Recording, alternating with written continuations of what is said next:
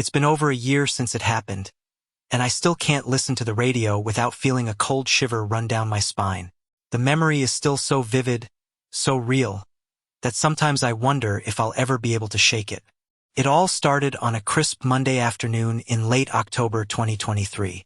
The kind of day where the air has a certain kind of bite to it, and the leaves on the trees are all shades of yellow and orange. I was driving home from my college campus, a little burnt out from midterms and looking forward to nothing more than a few days of peace and quiet. I remember thinking about what I'd eat for dinner and whether I should finally get around to doing laundry. My mind was completely occupied with the mundane, which in hindsight is probably why I didn't notice it sooner. I was driving my beat-up '06 Honda Accord, the radio station set to a classic rock station I'd been listening to since high school. It was playing a song I knew by heart, and I was humming along to the chorus, tapping my fingers on the steering wheel. As I came to a stop at a red light, I glanced down at the radio to adjust the volume. That's when I noticed it. The song was still playing, but the track name on the display was completely wrong. It showed a bizarre series of numbers and letters, something like THEREYOUARE.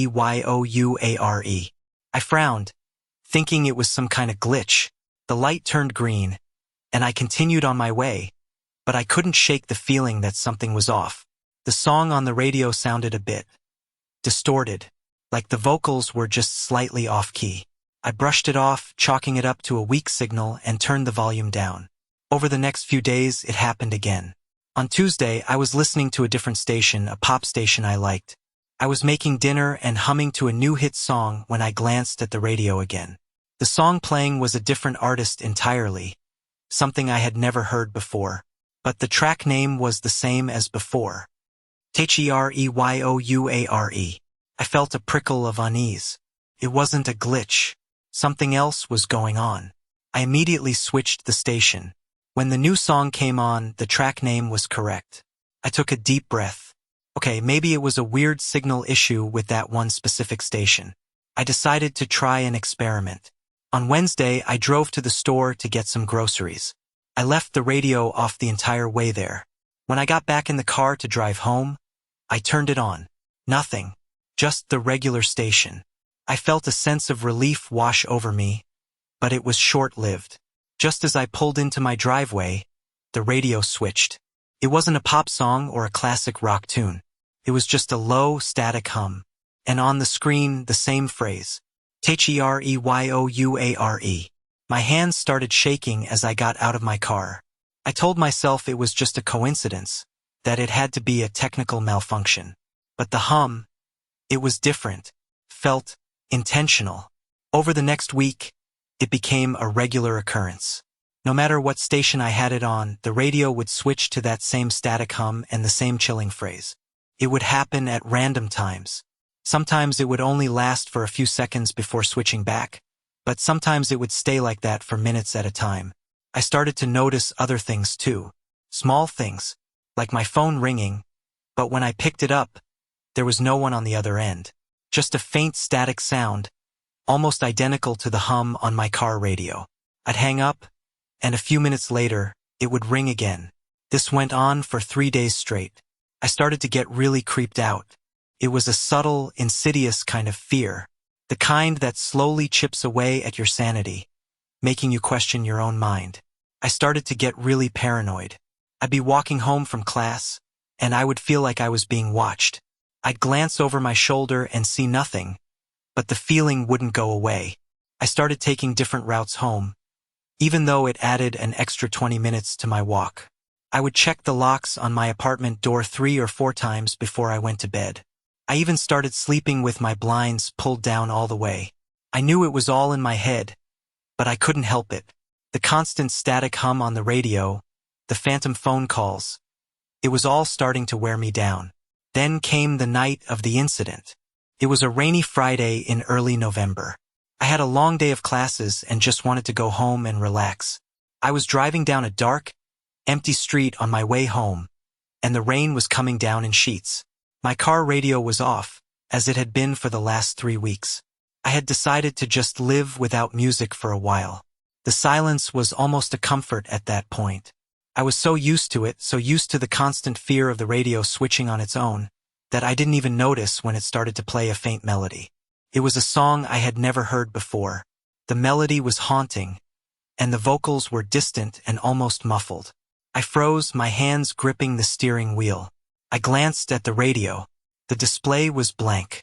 No station, no track name. Just a black screen. I wanted to turn it off, but I couldn't bring myself to touch it. The song kept playing, growing a little louder. I noticed that the music sounded like it was coming from everywhere at once. Not just the car's speakers. It was coming from the air itself. I was getting closer to home, and I could see the streetlights of my neighborhood in the distance. I started to feel a sense of relief. I was almost home, almost safe. But then the song stopped. The sudden silence was deafening.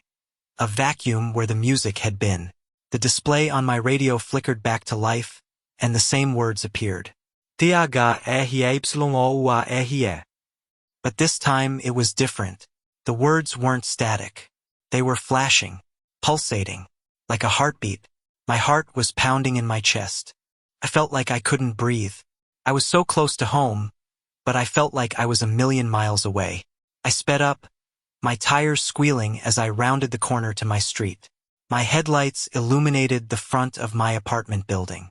And there he was, a figure standing in the rain, right outside my front door. He was wearing a dark hood and holding a phone to his ear. I couldn't make out his face, but I could feel his eyes on me. I slammed on my brakes, and the car skidded to a stop. I couldn't move. I was paralyzed with fear. My mind was screaming at me to drive away, to get out of there, but I couldn't. My hands were shaking so hard that I could barely hold the steering wheel. I watched as the figure slowly lowered his phone from his ear and looked directly at my car. And then the radio static hummed to life, and a faint, distorted voice came through. It was the same voice I had been hearing on the phone calls. The voice was whispering. It wasn't speaking in a language I recognized. It was just a string of garbled sounds, a low, guttural murmur that sent a chill down my spine. The words on the radio display flashed one more time. The final time. T-H-E-R-E-Y-O-U-A-R-E. The figure outside my apartment started to walk towards my car. Every step he took was slow and deliberate. Felt like I was watching it all in slow motion. My breath hitched in my throat. He was getting closer and closer, and I could finally make out his face. It was just a blank, expressionless mask. I couldn't see his eyes. Just a black void where they should have been. I finally snapped out of it. I threw the car into reverse and slammed on the gas. The car screeched backward, and I hit the street sign at the end of my driveway. I didn't care. I just needed to get away. I drove until I ran out of gas, until I couldn't see the figure anymore, and I called the police from a gas station payphone. The police came. They investigated. They didn't find anyone or anything. They told me that I was probably just stressed out and that I should try to get some rest. But I knew what I saw. I knew what I heard. I know what happened. I never went back to that apartment. I moved to a different city, a different state even. I got a new car, a new phone, and I changed my name. I tried to start over, but I can't. Every now and then, I'll be in a car or I'll pass by someone on the street, and I'll see them holding their phone to their ear. And for a split second, I'll hear it. Faint, low static hum. And I know with a chilling certainty that it's just a matter of time. Until the radio turns on. And until the words appear. And until the voice whispers my name again. The cardboard box had been sitting in my living room for 2 weeks. My sister had given it to me after Dad's funeral, a collection of old high-8 cassettes from the 90s. He'd kept them separate from the rest, she said. I think he meant for you to have these. I didn't think much of it then. Just old home movies, a little slice of the past. It wasn't until a rainy Wednesday night, with too much whiskey in my glass and a wave of nostalgia washing over me, that I finally pulled the box out. The tapes rattled inside a large Ziploc bag. A strange way to store them, I thought, as if they were fragile and might leak. The handwriting on the labels was elegant and unfamiliar, though a part of me felt like I knew it. Springfield trip. 93. First steps. 1994. Christmas 95. Under each one, my name, Nate, was scrawled on in black marker. It felt like a message, a secret I was only just now allowed to find. I dug out Dad's old camcorder, a bulky relic I hadn't seen in years. With a mess of old Frankenstein cords, I connected it to the TV, stuck the first tape in, and hit play. The screen flickered to life, then settled into a familiar, grainy static. A different kind of light filled the screen, the hazy, golden light of a summer afternoon. A woman I didn't know held a baby me, I guessed, in a wide, sun-drenched field. Her curly brown hair danced in the breeze, and her laugh came from deep in her belly, a joyful sound that seemed to chase the clouds away. She looked at the camera, her eyes crinkling at the corners. But the way she looked at the person behind the lens, it was a look of pure, unadulterated love. "That's it, sweetheart." A man's voice chuckled from behind the camera. It was a pleasant, warm voice, one I'd never heard before. "Get a close-up of those chubby cheeks." The woman cooed, holding me up to the lens before turning slightly. Her smile didn't quite reach her eyes anymore. "Do you see that?" she asked, her voice dropping to a whisper. The camera panned over. At the edge of the tree line stood a figure, far away, unmoving, dressed in dark clothes, just standing there, watching. "It's probably just someone out for a walk," the man behind the camera said, though his voice was quieter now, a thread of uncertainty in its tone. She turned to him, her face tight with worry. "That's the same man from yesterday, Frank." A sudden jolt of motion. The camera dropped, and the screen went to static. The chill that crawled up the back of my neck felt wrong, like I was watching something I was never meant to see. I rewound the tape and played it again, and again, trying to make sense of what I had just witnessed. The second tape was labeled First Steps. Same woman, same man, same baby Nate. But the house was different. The wallpaper wasn't the one I grew up with, and the couch was an unfamiliar blue. The scene showed me taking my first wobbly steps. My baby self, laughing, fell into the waiting arms of the woman with the warm laugh. "You did it, my big boy," she said, kissing my cheek. I smiled, then looked out the window, and there it was again, the same tall figure, just beyond the fence, still and silent. A knot formed in my stomach. I paused the tape and went frame by frame. Dark clothes, long jet-black hair, pale skin. The face was barely visible, a blur of white and shadow, but I recognized it. It was the face of the man who raised me, the man I knew as Dad. Then, Frank stepped into the frame, his broad shoulders and strong jaw filling the screen for a moment. He gave the woman a kiss, and they stood there, a perfect family with their child. The picture was so perfect that it almost hurt. Almost. The third tape, Zmaz 95, began with a sense of warmth and familiarity. The living room glowed with the light of a crooked artificial tree. Holiday music crackled from a radio. My real mother, I realized, handed a gift to a toddler version of me, a small child in green footy pajamas. Small child in green footy pajamas. Her eyes were filled with a joy so pure and overwhelming, it was a physical ache to see it. Frank knelt on the carpet, adjusting the camera on the tripod before giving a thumbs up. "All right, Nate," he said, his voice brimming with excitement. "Let's see what Santa brought you." He stood and helped me tear the paper. Unattended, the camera pointed slightly askew, catching the hallway just past the living room. Then there it was. Movement. A tall figure stepped into view. His clothes were dark. His posture was stiff and wrong. He stood half-lit by the soft glow of the Christmas lights, a glint of metal by his side. Crowbar. My mother's gasp was sharp and guttural. It was the first sound that wasn't Christmas music. "Frank," she whispered, her voice a thin, panicked thread. "Frank, he's here." The sound of paper crinkling was swallowed by the scuffling of feet. Frank moved quickly, stepping to stand between the stranger and his family. His voice was a panicked shout. "You need to leave. This is our house. What do you want?" My baby self started to cry, and the man in dark clothes stepped forward. Chaos followed. A scream. A crash. The camera jolted off the table, landing half beneath the couch, angled low toward the floor. It didn't stop. It kept recording. The audio, however, was now a horrific mix of screams and sobbing. The clatter of glass. My own wail, high-pitched and frightened. And then, with a heavy thud, a body fell into view.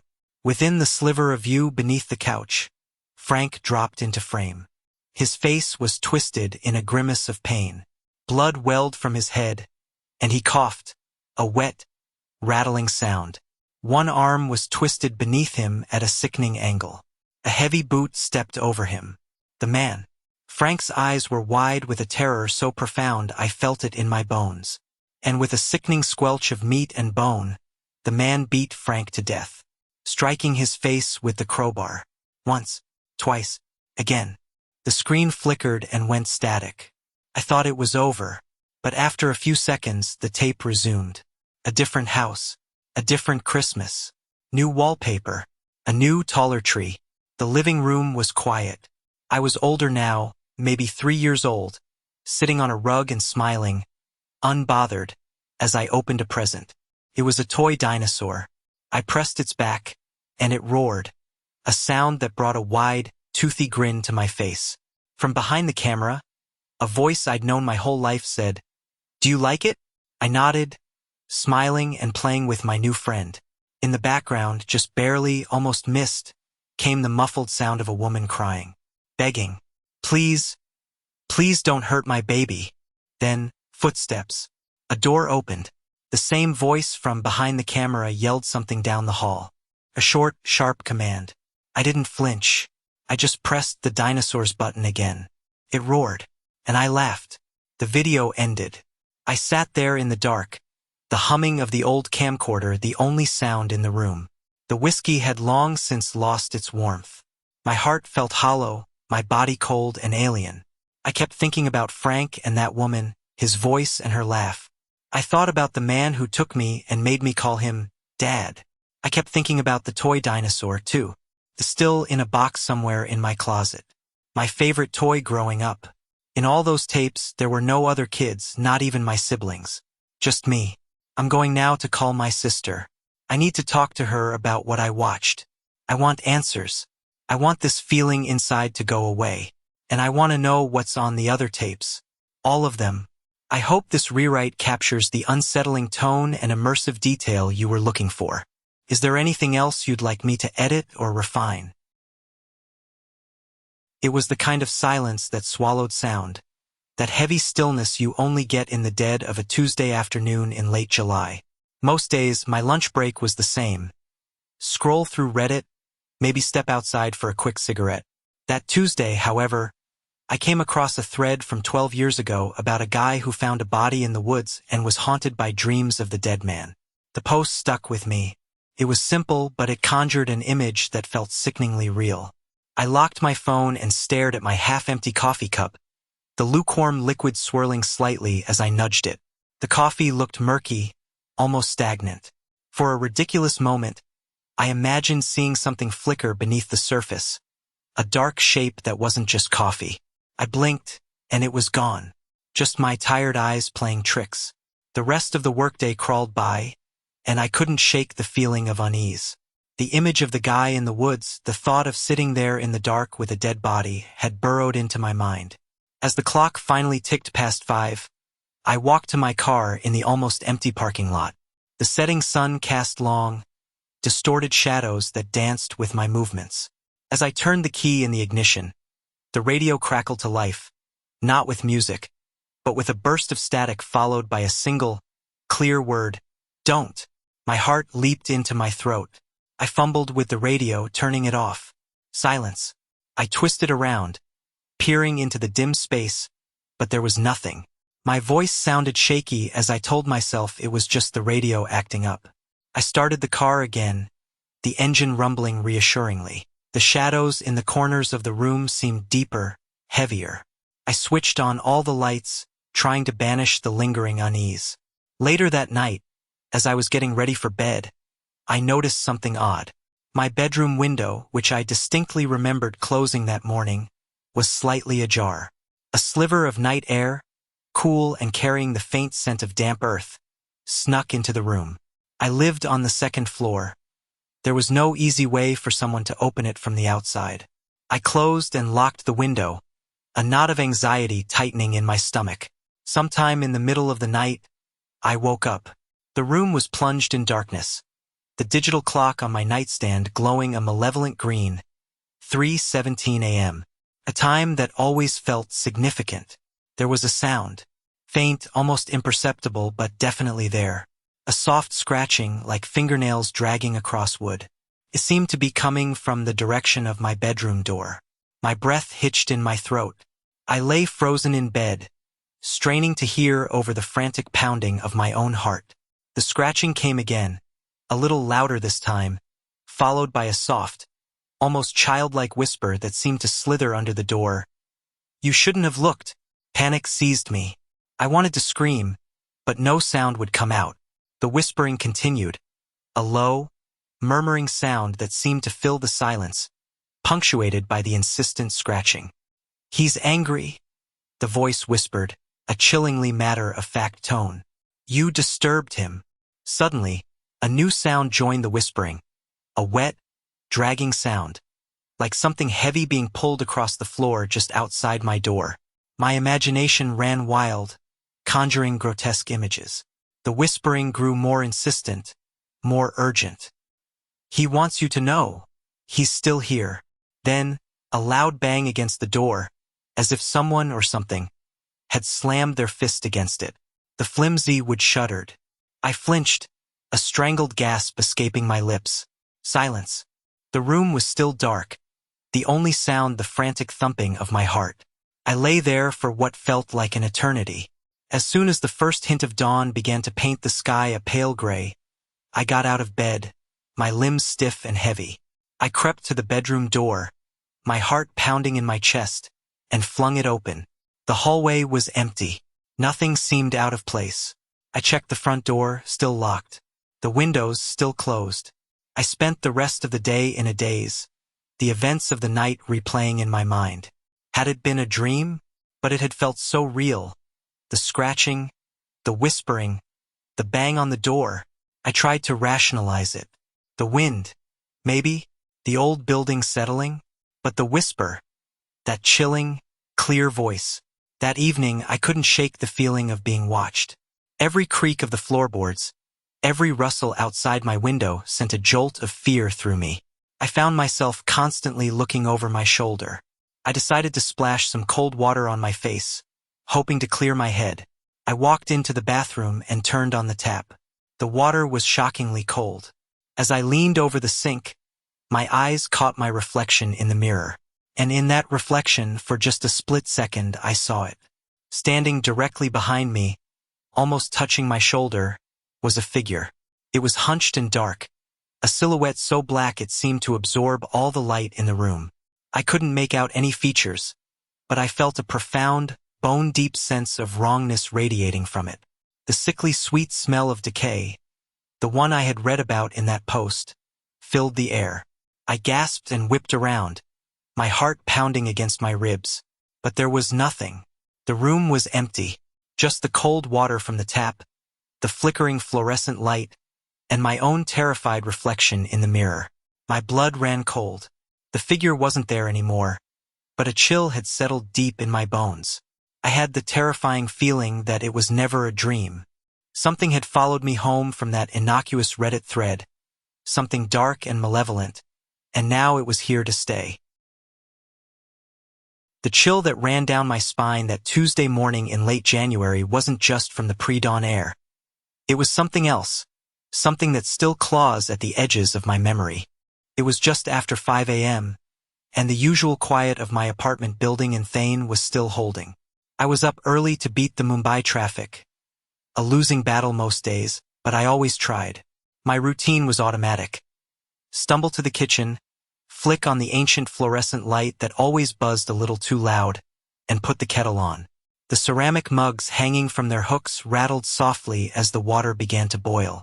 Just another Tuesday, I told myself, the tail end of winter still clinging to the air, a faint smell of dust and exhaust already hinting at the day to come filtering through the closed window. I just spooned instant coffee into my mug when I heard it, a single soft tap from the living room window. Living on the third floor, this immediately struck me as odd. We weren't exactly ground level, and there were no trees close enough to brush against the glass.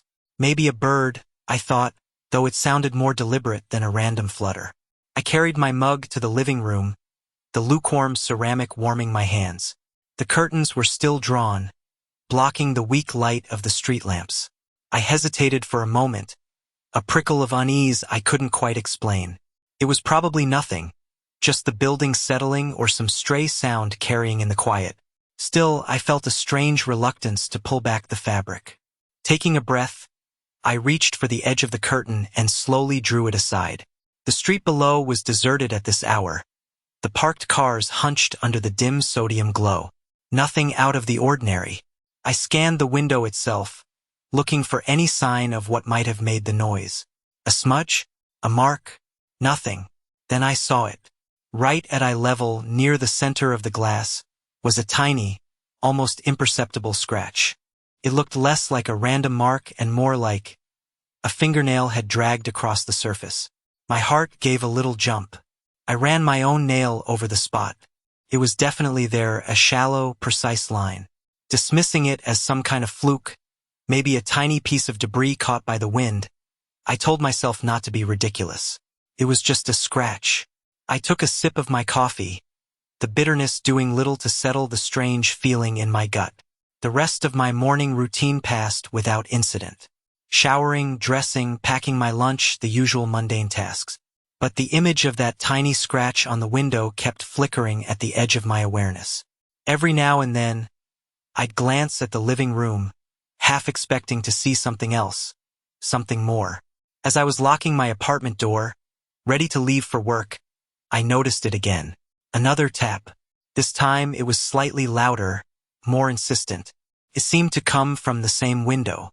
I froze, my hand still on the doorknob. My mind raced, trying to come up with a rational explanation. Maybe the wind had picked up, but the air in the hallway was still.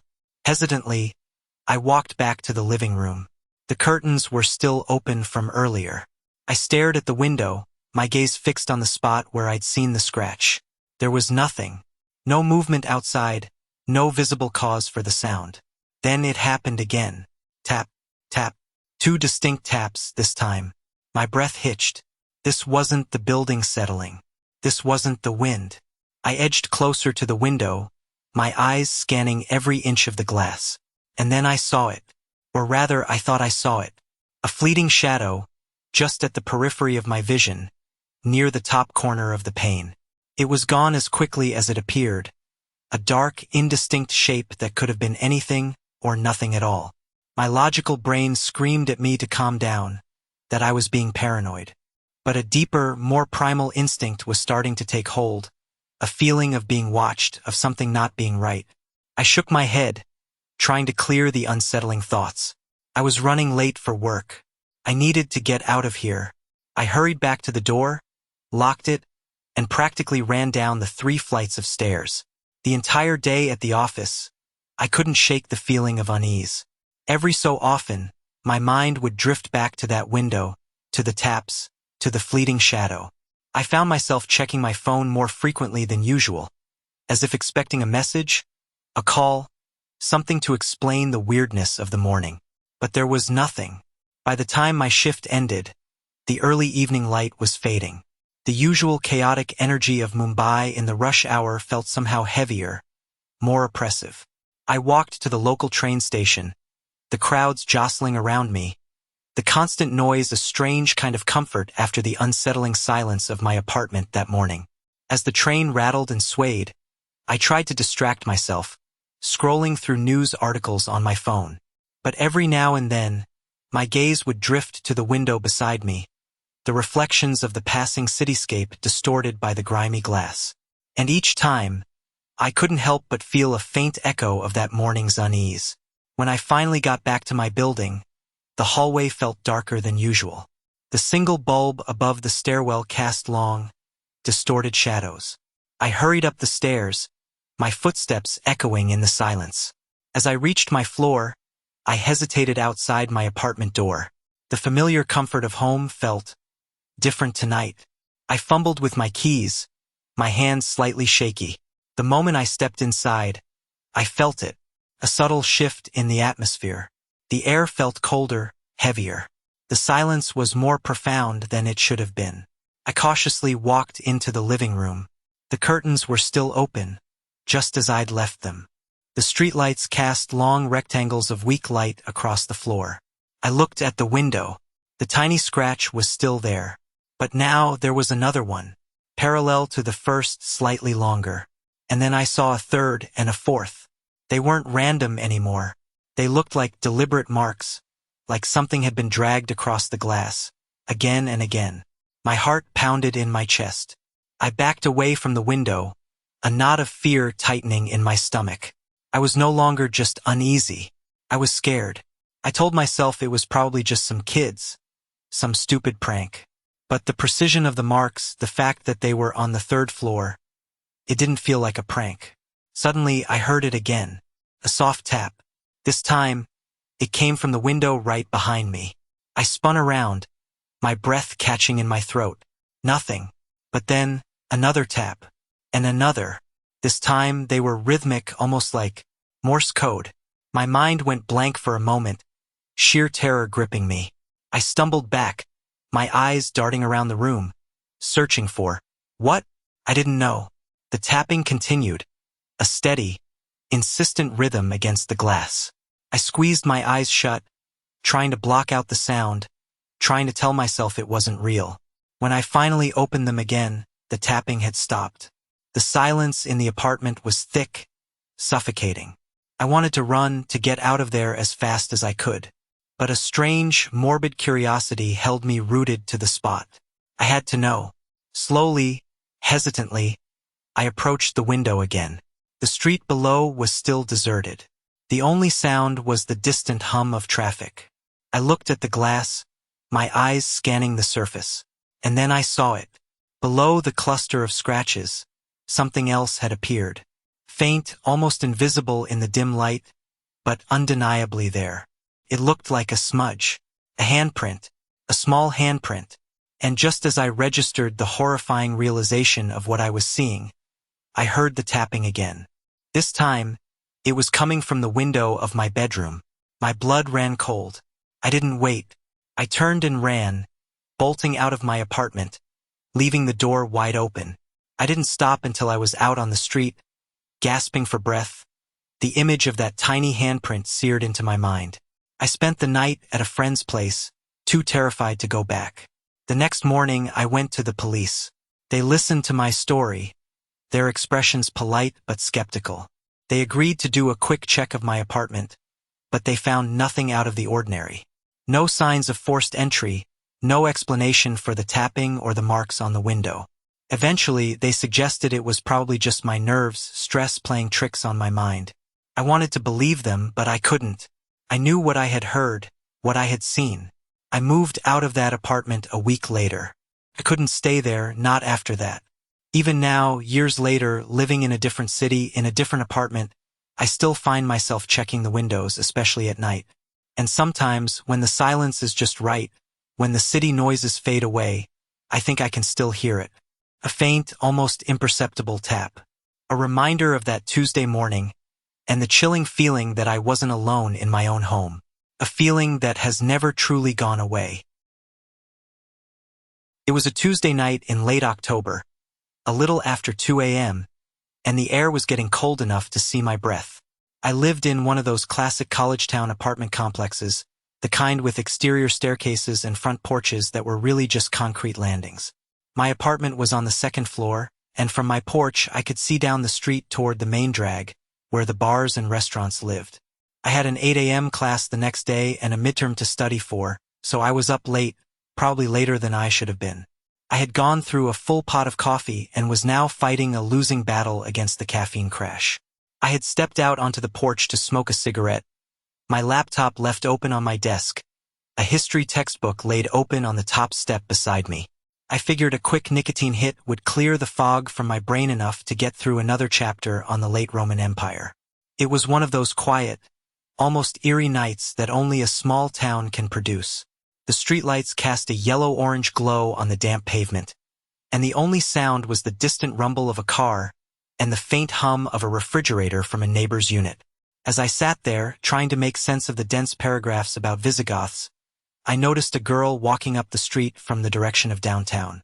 She was alone, and even from a distance, I could tell from her gait that she had been drinking. Her head was down, and she was fumbling with something in her purse as she walked. Her keys, probably. I didn't know her name, but I recognized her. She lived in the apartment right next to mine, but on the ground floor. We had exchanged a few nods in passing, the kind of nonverbal greeting you share with people you see every day but don't actually know. She got to her door, which was tucked into a little alcove, and seemed to struggle with the lock for a second before the door clicked open. Just as she was about to slip inside, a figure seemed to materialize out of the shadows. 1 second the street was empty. The next, this guy was standing a few feet from her door. He was tall, wearing a dark hoodie, and his hands were stuffed deep into his pockets. My first thought was that he was a friend, someone she had been with, but the way he just appeared was odd. He didn't shout her name, didn't say anything to announce his presence. He was just there. I felt a little knot of unease tighten in my stomach. I made a point of shifting my textbook noisily on the step. I wanted him to know I was there, that she wasn't completely alone.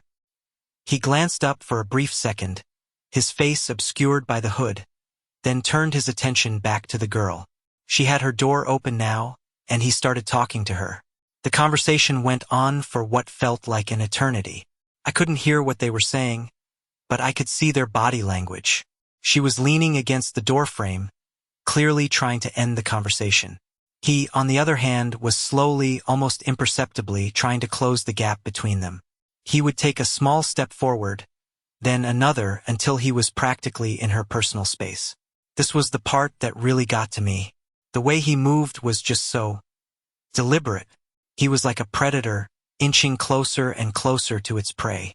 My brain was screaming at me to do something, to say something, but what? I didn't want to escalate the situation, didn't want to put either of us in danger. So I did the only thing I could think of. I dropped my textbook on the concrete landing. The thud was loud, echoing in the stillness of the night. He looked up again, a flicker of what I can only describe as annoyance on his face, before it was gone, replaced by a blank expression. He said something to the girl, and then, as suddenly as he had appeared, he turned and melted back into the shadows. The girl immediately rushed inside, slamming the door shut and locking it. I stubbed out my cigarette and went back into my own apartment, my heart pounding in my chest. I couldn't stop thinking about what I had just seen. A few minutes later, there was a tentative knock on my door. It was the girl. She looked pale and shaken. Her name was Chloe, she told me, and she had seen me on the porch and wanted to thank me. We talked for a while, and she told me about the 10-minute conversation with the guy. He had introduced himself as Alex, which was weird, she said, because who introduces themselves to a stranger at 2:30 in the morning? He had told her some long, rambling story about being a new student in town and being lost, but his story made no sense. He kept asking her if she was alone, and she kept saying she had a friend inside, which was a lie, but it was all she could think of to say. Then came the truly chilling part. She told me that during their conversation, he reached out and stroked her hair. Not once, but 3 separate times. She said it was so quick and so gentle, she wasn't even sure it had happened the first time. The second time, she flinched away, and he just smiled and said something about her hair being pretty. By the third time, she was terrified.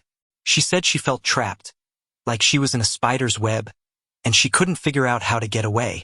It was my loud, clumsy drop of the textbook that gave her the out she needed. She told him her friend was calling her and she had to go.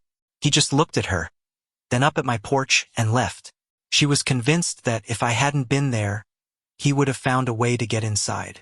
The next day, we called the police. We both gave our statements describing what we had seen and heard. The officers were kind but seemed a little skeptical.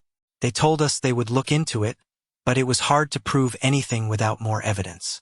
I figured that would be the end of it. The memory of the event would just fade into one of those strange, unsettling things that happen but you never really get an answer for. Days later, we got a call from a detective. They had a sketch artist they wanted us to meet.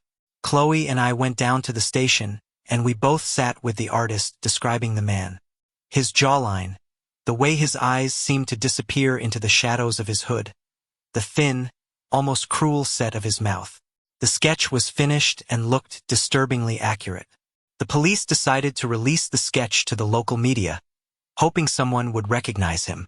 The phone calls came in almost immediately, dozens of them. It turned out that Alex wasn't a lost student. He was a serial rapist who had been preying on women in the area for months. His modus operandi was to follow women home from the bars, pretend to be a cab driver, and offer them a ride.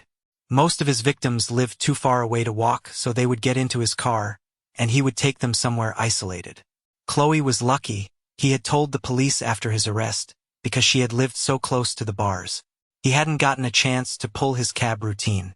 The police said the only reason he had been at her door was because he couldn't think of another way to get her alone. The whole thing left a permanent mark on me. The knowledge that my simple act of dropping a book, a small, thoughtless action, had likely saved a woman's life. It wasn't a heroic moment. It was just a moment of pure, unadulterated human terror. The memory of his face, the way his eyes met mine for that fleeting second, is burned into my mind. I still live in that same apartment, but I don't smoke on the porch anymore, and I never leave my front door unlocked, even when I'm just running down to the laundry room. And sometimes, on a quiet night when the streetlights are casting those same yellow-orange glows on the pavement, I swear I can see his shadow on the street, just standing there, waiting for me to turn my back. There are a few moments in your life that just stick with you, moments where you feel like you brushed up against something cold. This was one of those moments for me, back in the winter of 2011. It was a pretty miserable Tuesday, if I remember right. Late January, maybe early February. The kind of day where the sky is just a solid sheet of gray, threatening snow, and the air bites right through your coat. My girlfriend at the time, Sarah, and I were heading over to the next town, about a 45-minute drive on the old highway. They hadn't really kept up with maintaining it since the newer interstate went in, so it wasn't heavily used anymore, especially in bad weather. Less traffic usually meant a smoother drive, but with the snow starting to fall pretty thick, it just felt a little isolated. We were cruising along, not in any particular rush, just talking and listening to some music. The snow was that wet, heavy kind that sticks to everything, and visibility was starting to get a little dicey. We'd been following this older SUV for a good 20 minutes or so, its taillights glowing red through the swirling flakes. It was comforting in a way, knowing someone else was out on this road. Then, just up ahead, the SUV's brake lights flared, and it slowed to a complete stop in the middle of the lane. I remember thinking, what the heck? I slowed down, checked my mirrors, and carefully maneuvered our car around it to see what was going on. And that's when I saw it. There, angled slightly across the road, was a pickup truck. It looked relatively new, maybe a year or two old. What struck me as immediately odd were the driver and passenger side doors, both wide open, flapping a little in the wind. There were no hazard lights flashing, no sign of an accident. Just this empty truck sitting there in the middle of a snowstorm. My first thought was that maybe they'd slid off the road or something, and the occupants were trying to flag someone down. But the truck was perfectly straight, not in a ditch or even on the shoulder. And then I saw the tracks in the snow. 2 distinct sets, leading away from the open doors and heading straight into the thick woods that lined that stretch of highway. A shiver that had nothing to do with the cold ran down my spine. It just felt wrong. What's going on? Sarah asked, her voice a little tight. I don't know, I said, pulling over a safe distance ahead of the truck and putting our car in park. Something's not right. I hesitated for a moment, a knot forming in my stomach. But I couldn't just leave it. What if someone was hurt? What if they needed help? That's just the way I am. I'd have felt terrible driving off. Stay here, I told Sarah. Lock the doors. I'm just going to take a quick look. I got out of the car, the wind immediately whipping snow into my face. The air was that silent kind of heavy you only get during a really good snowfall, muffling any distant sounds. As I walked towards the truck, I scanned the inside. Empty. No keys in the ignition. No sign of a struggle. Just empty. I reached the open driver's side door and peered in. The seats were clear, no spilled drinks or scattered papers. What struck me was how little snow had accumulated inside. It was snowing pretty hard, and if those doors had been open for any length of time, there would have been a noticeable buildup on the seats and floor. This meant the doors hadn't been left open for long. That made the two sets of footprints heading into the woods even more unsettling. Why would two people just get out of their truck in the middle of a snowstorm and walk off into the woods? And why leave the doors wide open? My eyes followed the tracks as they disappeared into the dense trees. The woods there were thick with pines and underbrush, and even in daylight it could feel a little claustrophobic. In this weather it looked dark and menacing. I took a couple of steps towards the edge of the woods, my boots crunching in the fresh snow. I was half expecting to hear someone calling for help, or to see a light through the trees. But there was nothing, just the whisper of the wind and the relentless fall of snow. I thought about following the tracks, just going in a little ways to see if I could spot anything. But something stopped me, a feeling, maybe, a prickling on the back of my neck that told me to be careful. Just as I was debating what to do, the driver of the SUV I'd passed earlier, a middle-aged man with a concerned look on his face, called out to me. "Hey, you see anything?" I walked back to the edge of the road. "No, just the truck and these tracks heading into the woods. It's weird." He nodded grimly. "Yeah, we called the highway patrol. This truck, it was reported stolen this morning." Stolen? That changed things. If it was just abandoned, that would be one thing. But a stolen vehicle left like this, it felt much more sinister. "They said they're on their way," the SUV driver continued. "Probably best to just let them handle it." He was right. There wasn't anything I could do. And the thought of wandering into those woods, not knowing who or what might be out there, suddenly felt a lot less appealing. "Yeah, you're right," I said. "We should probably get going." We exchanged a few more uneasy words with the people in the SUV, and then Sarah and I got back in our car. As I pulled back onto the highway, I glanced back at the abandoned truck, the snow already starting to cover the tracks leading into the darkness. We drove the rest of the way to the next town in silence, a heavy feeling hanging in the air. The conversation we'd been having earlier felt like it had happened a lifetime ago. The next day, maybe it was 2 days later, the days kind of blurred together, I was talking to a guy at work who lived in the area where we'd seen the truck. He mentioned something about a missing man, a guy who lived on a rural road not too far from that stretch of highway. Apparently, he'd been gone for over a week, and his pickup truck was the same one we'd seen. A cold dread washed over me. The police, he said, had gone out to search the woods. And that's when they found him, in a shallow ditch a ways into the trees, just off where those tracks had led. He'd been shot once in the back of the head. Freshly deceased, they said. The pieces clicked into place with a sickening finality. Whoever had stolen his truck had obviously taken him out there, marched him into the woods, executed him, and then just wandered off into the snow-covered wilderness. I remember sitting there, feeling this wave of nausea and a profound sense of unease. We had been there, just moments after it had happened. Those open doors, the fresh tracks. I kept replaying the scene in my head. What if I had gone into the woods? What if I had followed those tracks even just a little ways?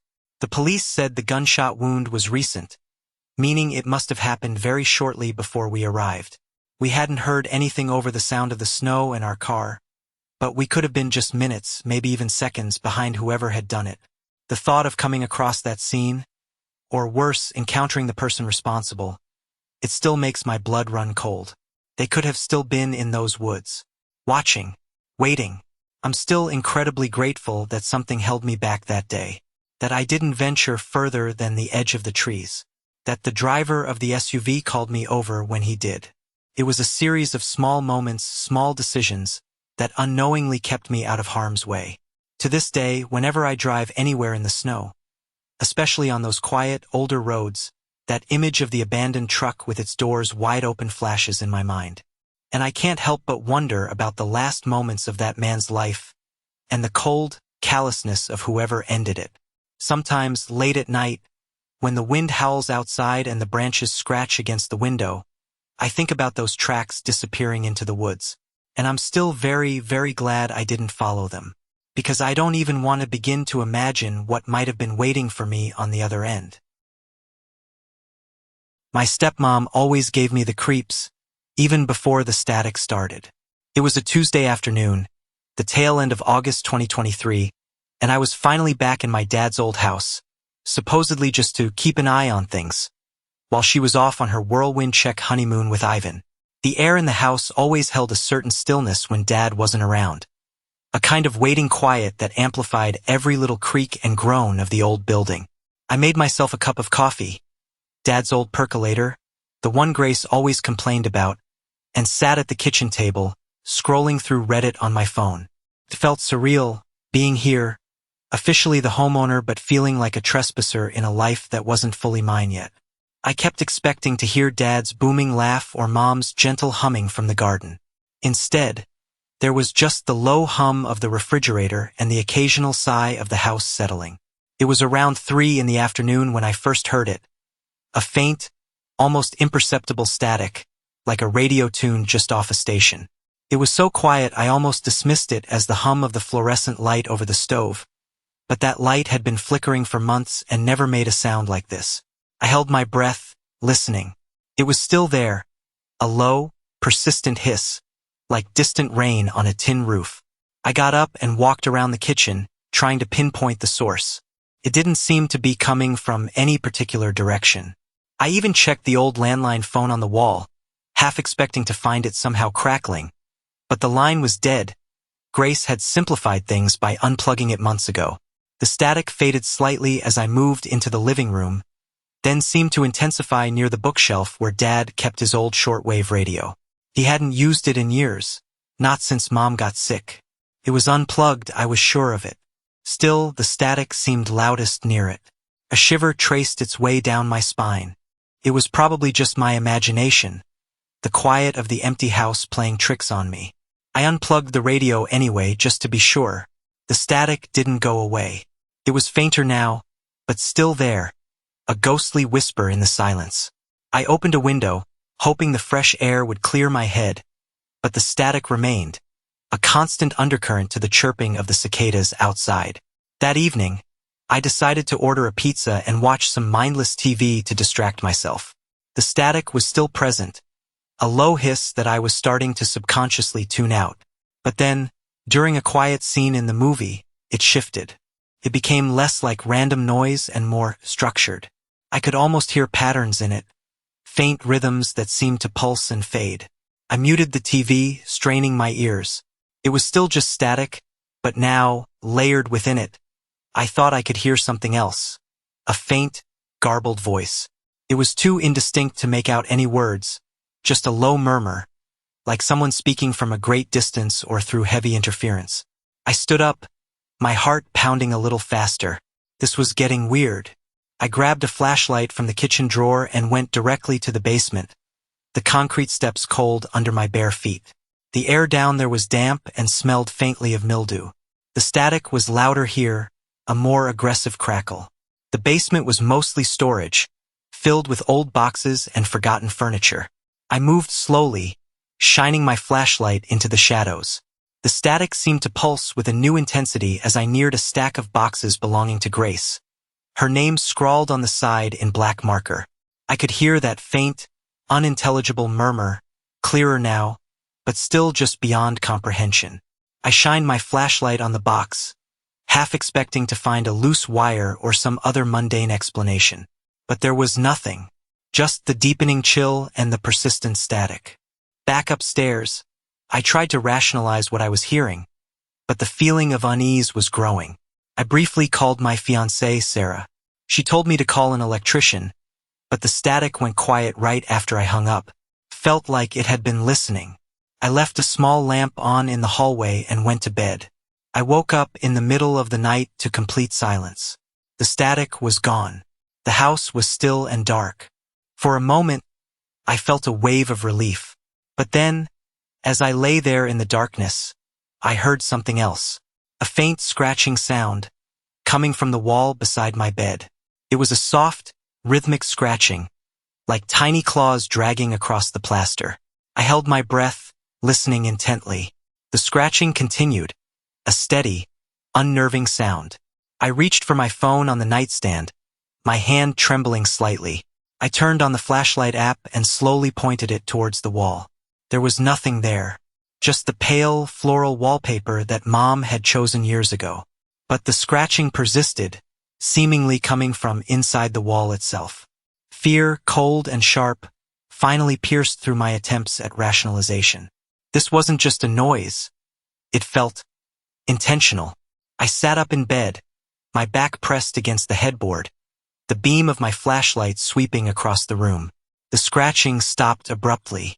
The silence that followed felt even more oppressive than the static had. I didn't sleep much for the rest of the night. Every creak of the house, every rustle of leaves outside the window, sent a jolt of fear through me. As the first hint of dawn crept through the curtains, painting the room in shades of gray, the scratching started again, fainter now, but still there, a persistent reminder of something unseen within the walls. I got out of bed as soon as it was light enough to see. The scratching stopped when I moved. I went downstairs, the floorboards groaning under my feet. The house felt different in the daylight, less menacing, but the unease lingered. I made another cup of coffee, my hands still shaking slightly. As I sat at the kitchen table, the static returned. It was faint at first, then gradually grew louder, that low, persistent hiss filling the quiet of the morning. This time, within the static, the garbled voice was clearer, closer. I still couldn't make out any words, but the tone was different. It sounded distressed, like someone whispering frantically, trying to be heard over a deafening roar. I felt a strange pull, a morbid curiosity mixed with a growing sense of dread. I wanted to understand what was trying to communicate through the static. I walked back into the living room and stood in front of the bookshelf where Dad's old radio used to be. The static was loudest here, swirling around me like an invisible current. The faint, distressed whispers seemed to be emanating from this spot.